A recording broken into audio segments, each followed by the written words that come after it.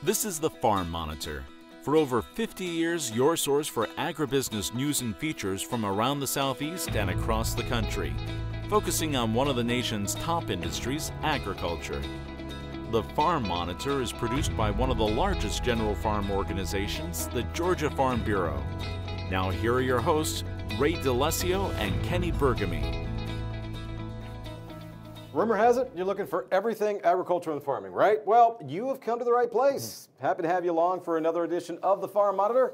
I'm Ray DeLessio. And I'm Kenny Burgamy. As always, we've got a great show for you. Now, coming up, after years of waiting, Henry County Farm Bureau President Ross McQueen is finally in the Hall of Fame. We'll tell you which one and why Ross calls it an incredible honor. Newton County, meantime, is stepping up its game. Although still not complete, the new Ag Center there expected to be a destination for groups across the region. John Holcomb explains the major impact it will have on the community. Yeah, it costs a lot of cabbage to build, too. Hey, speaking of cabbage, whether you like it, don't like it, or not sure how to get creative with it, Marcia and I are going to whip up some recipes that may actually make you think twice about the often forgotten, ignored vegetable. Meals from the field and more starting right now on the Farm Monitor. Recently, Georgia welcomed EPA Administrator Andrew Wheeler as he paid a visit to McCorkle Nurseries in McDuffie County to discuss a number of important ag issues. Number one on that list, proposed changes to the Waters of the U.S. rule. We're honored to get a call that a member of the leadership in Washington wants to spend time on a Georgia farm and come down and talk about an issue that's really important to us and many of us in agriculture, waters of the United States. Well, WOTUS, it's going to redefine what is a federal waterway and what's a state waterway. And it will allow individual people to stand on their property and be able to tell for themselves whether or not they have a water of the U.S. without hiring an outside consultant. You know, a lot of times you'd have to hire a consultant that would take weeks or months. It costs a lot of money, tens of thousands of dollars to get back a report whether or not you need a federal permit before you even start the federal permit process. So we want to speed that up so that people can identify for themselves whether or not they need a federal permit and then start that process. We're the greatest stewards and greatest conservationists that there is because we know that's our livelihood and we got to take care of our land and our water to be able to be profitable and make a living and provide food and fiber. So it will have a tremendous impact on agriculture under the present WOTUS ruling that was passed down. So it's very critical that we look at this and see what we can do to improve on the regulations that we're coming under now. This farm does not have any well water whatsoever by design. All the beds are shaped to capture runoff water. We filter that runoff water through these ditches, irrigation ditches. We impound it in detention ponds. And that same gallon of water is used over and over and over again. We want to try to reach decisions on permits much faster. We want to get a decision made within 6 months so that we don't have these projects taking years just to find out whether or not you can get a permit. We want to speed that process up, and we're working with the Army Corps of Engineers on that. We believe we owe it to the American public the certainty of getting a decision within a set amount of time. We're not going to say yes to everything. We're going to take a look at it. If the permit makes sense, if it's good to move forward, we'll move forward with it. But we don't want people to hang out there for months or even years. NRCS, FSA officers and all, to come under one umbrella so we can get one individual, one organization that can tell us, one entity that can tell us what we can and cannot do. Because now you can comply with one entity and then there'll be 10 more that tells you cannot. So we need to get on the same page where we'll know what we can do. It shows that there's interest and that they care and they're listening. And that means so much to be able to tell our story. I think it's very, very critical that they see firsthand, first of all, what it takes to make a crop, whether it is horticulture, whether it's row crops or whatever it may be, that the importance of it and that how we're trying to maintain our property to preserve it for our kids and our grandkids. Well said, President Long, well said. Well, from one president to another, how about the honor recently given to Henry County Farm Bureau President Ross McQueen? Late last month, Ross received a phone call telling him that he'd been inducted into the Atlanta Country Music Hall of Fame. Pretty cool, huh? You see, in addition to Farm Bureau, Ross has been instrumental in sharing his gift of music, no pun intended. Past 40 years, he's played in numerous bands, shared the stage with many a country music legends, and even taught his lovely wife, Carol, how to play the bass. On this day, we caught up with him while jamming with some friends at the Henry County Events Center. And according to Ross, going into the hall alongside his former bandmates from River's Edge, yeah, it's a dream come true. It is an honor. It's an honor that I played in a band that everybody in that band was in the Hall of Fame except me. And I finally got in. And it always admired them because they were in, and it was important to me. You know, after being inducted, I really appreciate the friends that I've got that work so hard to get me in. It takes friends, and luckily my friends helped me out on that.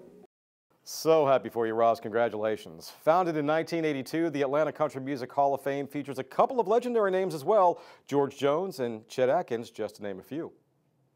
$5 million. That's what it takes to get an ag center built these days. Newton County is in the process of finishing up their brand new center and recently had a dedication ceremony for one of the finished buildings. Our John Holcomb was there and has the story. It's no secret that agriculture here in Georgia is huge, and just how huge it is can be shown as multi-million-dollar ag centers pop up across the state. The most recent is in Newton County and is something that has been a long time coming. About 15 years ago, we had some people who had the interest of getting the Newton County Ag Center started. I got involved in it roughly about 10 years ago, and we were looking for a place to have a location to have an ag center in Newton County. They had $1.1 million of splashed money in Newton County, but they had no property to put the center on. They finally got all the details worked out, and of course, nothing is official until they have a dedication ceremony, which is where the story really gets interesting. They decided to name one of the three buildings after a man that's been deemed a champion for agriculture and helped get the ag center started. Mort is one of the original fathers of this dream, and Mort got involved, and he's not stopped being involved from the day one. Being a part of the process is a natural fit for Mort, as he's been in or around ag since he can remember. Well, I've been farming all my life. I'm a sixth-generation farmer in Newton County, and started showing Jersey heifers when I was about 6 years old at the Newton County Fair.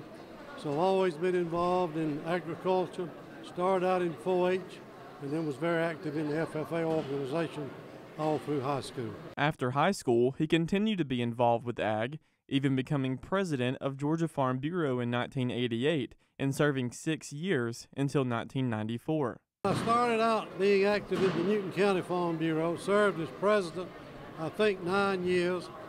Then I became a state Farm Bureau director. Then I was vice president for 9 years, and then state president for 6 years. And it just sort of became natural to try to do something for agriculture and something for farmers. Since leaving the Bureau, he has continued to be an advocate for ag, making an impact for the industry and making an impact in the lives of children, like helping get this ag center built. Agriculture is the base of our economy, and you have to understand, without agriculture, you have no food, you have no clothes to wear, and no clean water to drink. So it's important to me to try to leave Newton County and the state of Georgia and the USA in a better position than when I was born 80 years ago. So I have a passion for trying to help young people understand the importance of agriculture and to utilize the 4-H and FFA and the Farm Bureau to develop leadership for the leaders of this country. Reporting in Covington for the Farm Monitor, I'm John Holcomb.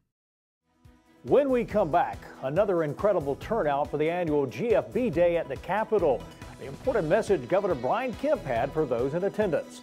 Plus, let's face it, cabbage is somewhat of an acquired taste, right? Well, after seeing what Ray and Marcia whipped up this month, you may change your mind about it if you're not already a fan of it.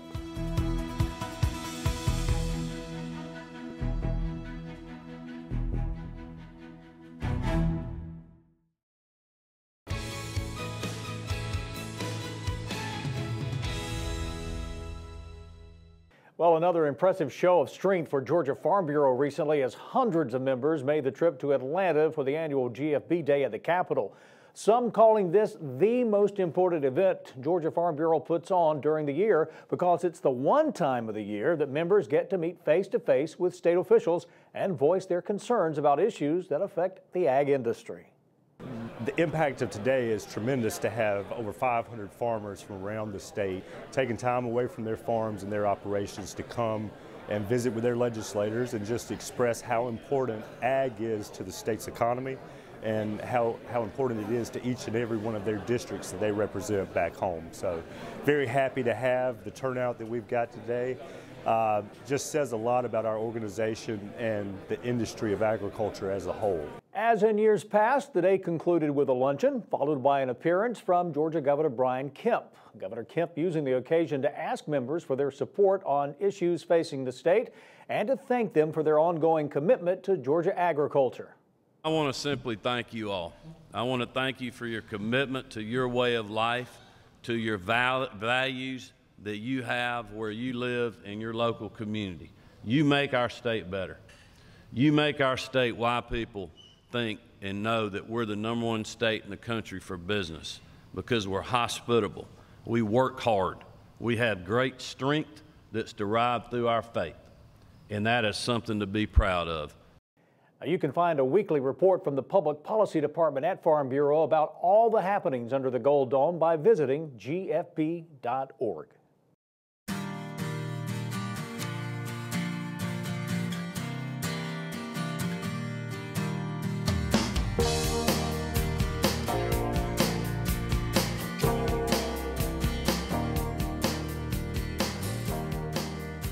Well, since we last left you, Marcia has been hard at work racking her brain, trying to come up with something new, something we have never done here on Meals from the Field, and I am happy to say, success! Thank goodness it doesn't take long to rack this brain. No. And the topic of today? Cabbage! Marcia, good to see you again. Good to see you, Ray. Good to see you, yes. Cabbage, something that, as you put it, not a real sexy vegetable. No. A lot of people, they don't like coleslaw, they don't like cabbage, but my family does, and I know a lot of people who actually do like cabbage, and you've got some really good recipes. I hope so, and cabbage is grown pretty much all over Georgia. All over Georgia. On it, you know, so, and it's in season. So, okay, when I was trying to come up with something, the first thing that came to my mind were cabbage rolls, stuffed cabbage rolls. Those are a pain in the neck to make. I was not willing to go there. So we're doing an unwrapped cabbage roll, okay? And this is a ½ pound of ground pork, a ½ pound of ground beef. Okay. I've added a 1 chopped onion, a half of a bell pepper, and everybody knows how to do that. So I'm going to add to that a can of tomato soup, which adds a lot of flavor. I'm going to get that spoon stuck in there, and it doesn't matter what brand. I just happen to have that one. A half a can of tomato sauce. Tomato sauce and tomato soup. And tomato soup, yes. And then the spices are oregano, salt, pepper, and a little bit of hot pepper flakes, but you could add your own. All right, and you're going to simmer this for about 20 minutes, and I'm not going to turn this pan on because I'm afraid I'll burn myself. So you're going to simmer that for about 20 minutes. Then you're going to place it over about 3 cups of coarsely chopped cabbage. Let's just put a little bit over there, and you're going to bake that for about, well, you're going to put 3 slices of bacon on top, and that'll help add some of the flavor to it. And you're going to bake that for about 50 minutes until the bacon is done. All right, I think y'all know how to do that. Bake it covered. All right, then when that comes out of the oven, you're going to take whatever size cabbage leaf you want, and you're going to kind of parboil them like a ½ a minute at a time and pull them out. Okay.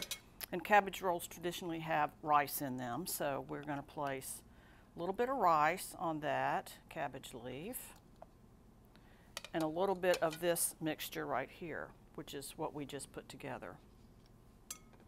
And serve it like this, and that's why we call it unwrapped. So it's an unwrapped cabbage roll. And believe me, it's a whole lot easier than trying to wrap these little suckers. Yes, and here we have the finished product. Top it with a little bit of cheese. There we go, look at that. They're good, they're real good. What's the official name for them? Unwrapped cabbage rolls. Unwrapped cabbage rolls. But there's some long Hungarian name that I can't pronounce, so I didn't even attempt that. Yeah, why is it though, Marcia, that people don't like cabbage that I much? don't know. They don't understand it. It's hard to cut. It's hard to cook. But it's so good for you. It's very low calorie, very low fat. Of course, we love it on St. Patrick's Day. We love it on, and that's usually when people eat it. Yes. So, okay, the next thing is a slaw. This is kind of a traditional slaw, and I cheated on this. I bought the bag already sliced up. And if you're in Georgia, you can't say coleslaw. You have to say slaw. Yes, right, slaw. All right, this is a bunch of green onions, a package of ramen noodles, the chicken flavored that you've crushed, which is kind of different. I know there's some broccoli slaws out there with that in there. But my daughter actually eats those for a snack. Does she really? Watching TV. Good for her. Yeah, she'll just eat them plain. Good for her. And this is a cup of pecans and 3 tablespoons of sesame seeds that I have toasted. And when you toast these, you'd have to stand there the whole time and watch them because you will not believe how quickly they can burn.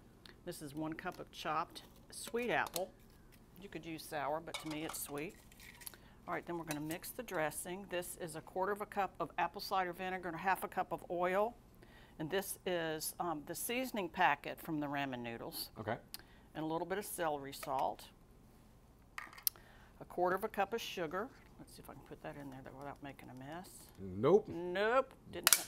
So, well, we had a little explosion. We have That's our that first now explosion. on camera. We That have is that. awesome. That's And awesome. I am not even going to edit that Don't out. edit that. Just make sure they know this is sugar on the. That was hilarious. That's awesome. And then a tablespoon of mayonnaise. We could call this explosion slaw, couldn't we? There you go. Gosh, could that have made a bigger mess?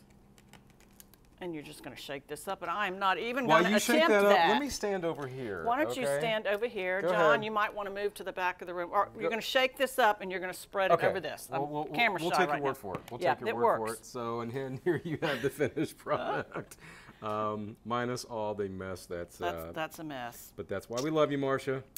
That's why we love you. It could happen to anybody, because you just right? rolled with the flow. And of course, folks, you can make a mess at home too in your kitchen by logging on But to I won't be there to clean up their but mess. Marcia will not be there to clean it up. You can log on and find all these recipes to farm-monitor.com. Everything is there for you in detail. Marcia sends us those recipes every month, minus the mess. The mess. But no, that's why this is what TV is all It about. happens. And It happens happens. sometimes. And it happens in the kitchen. So, Marcia, as always, good to see Ray. you. Thank you so much. And Kenny, we will send it back to you.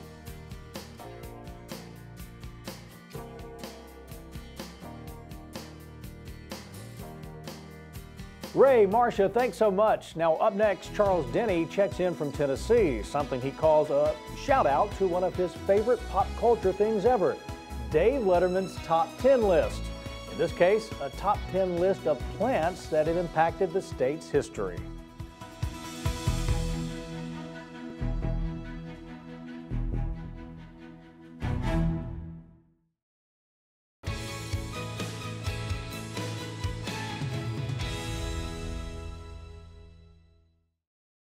My name is Nathan Klaus. I'm a senior wildlife biologist with Georgia Department of Natural Resources Wildlife Conservation. And we're at Tallulah Gorge State Park in a burn unit. One of our primary objectives for management on this site is to restore woodlands. And a lot of people have heard that term, but they may not know what the difference is between a woodland and a forest. A forest is what we started with, and it's essentially a closed canopy, dark sort of place where there's a lot of leaf litter and maybe pine needles on the ground, but there isn't a lot of green things down low where a lot of our wildlife need them. And through the use of repeated prescribed fire on this site, we have restored a woodland. What that required was fires that were hot enough to actually kill trees. Not big trees, but kill the mid-story. And so if you look behind me, you can see that it's very park-like. It's really almost inviting. It's sort of place where you'd like to take a walk. It's not thick. It's not difficult to see through it. And so that's essentially one of the elements of a woodland. Another part is that it does have some open canopy. So if you look behind me, you can see how much sunlight's hitting the ground. And that having that sunlight hit the ground allows the ground cover, the plants that are maybe 2 or 3 feet tall, to green up and to grow and to essentially exist down there. When it's a dark, shady forest, those plants won't be there. That's really important for everything from monarch butterflies that are found throughout Georgia, including here on Tallulah Gorge State Park. If you're going to grow milkweed, the milkweed needs sunlight. Well, we've got milkweed all around us right here. and is creating habitat for them to lay eggs on, for their caterpillar to eat and to go through metamorphosis. And then when they hatch, we've got all sorts of things blooming behind us that are good for pollinators, including monarchs. So we've got this beautiful Coreopsis here next to me that's a great pollinator plant. It's got all sorts of nectar for bees and flies and wasps and even monarchs. We've got an interesting little white flower that's one of our native spurges that's all throughout this area. And these are plants that are not just important for pollinators, they're important for other wildlife species too. So some of the caterpillars that might be on these plants might actually get eaten by things like songbirds or turkeys. The seeds that are produced by these plants after they finish flowering are important food sources from everything from chipmunks to ruffed grouse to chipping sparrows. And then if you look behind me, most of what you see that's green, all this blanket of green that goes up the mountain is actually blueberries. And blueberries love sunlight. And the more sun they get, the more likely they are to fruit and flower. And so now you've got flowers on the blueberries that are great for pollinators and fruit that are really good for the wildlife as well. And so by putting fire in here, including some hot fires, and by killing some trees, some of the small and even a few of the canopy trees, we've created an open woodland forest that's so much better for the wildlife that we're trying to conserve on this site.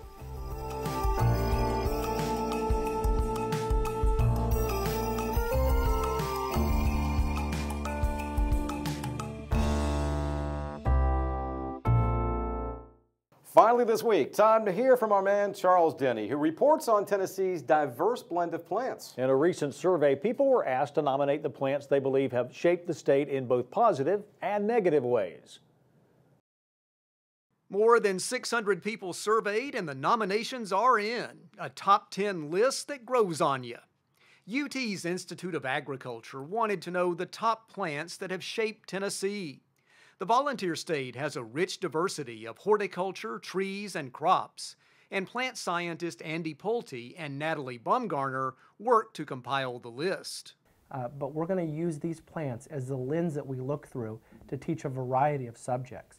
The nominations were based on how plants have shaped our state, both good and bad, in such areas as the environment, our economy, health, history, culture, landscape, and food supply. And now, in no particular order, time for the big reveal. Some surprises, some you'd expect. There were staple row crops like corn, cotton, and soybeans. Then trees like the beautiful dogwood and white oaks and the American chestnut. The list also includes tobacco, ginseng, and turf and prairie grass. That's 9, just one more, and what could it be? There are some that I think are maybe even embedded in some of our psyche that we saw on the list that we didn't impact. Maybe an invasive that we see across the hillsides that people felt pretty strongly about. Well, of course kudzu made the list. It's the vine that ate the South. The UTIA experts are now developing an online curriculum with information about each of the top 10 and look to educate people, especially future growers, about our plant world and its biology and history. And the way that these plants have shaped the state in which we live. So we want to have some materials that can be used by 4-H agents, that can be used by Master Gardener volunteers who work with youth and teachers to be able to go right into the classroom with this type of content. You're going to see more plants than any other organism in your entire life, and they have an impact on you. And we really want to bring to the forefront that impact that plants have on people. And the way that's going to play out is through curriculum for elementary school kids. Look for those school lessons soon, and meantime, feel free to create your own top 10 of plants in your area. Regardless of how you rank them, we are fortunate to live in a place with such abundance. Tennessee plant life, beautiful, productive, and impactful. This is Charles Denny reporting. Charles, thank you very much, sir. That is going to do it for this week's edition of the Farm Monitor. Now don't forget, for all the latest info regarding food, great recipes, and what's happening down on the farm, be sure to check out our Twitter, Facebook, and Pinterest pages. You'll stay informed and see what's up in the world of farming and with us here on the show. Take care, everybody. We will see you next week right here on the Farm Monitor. As always, have a great week.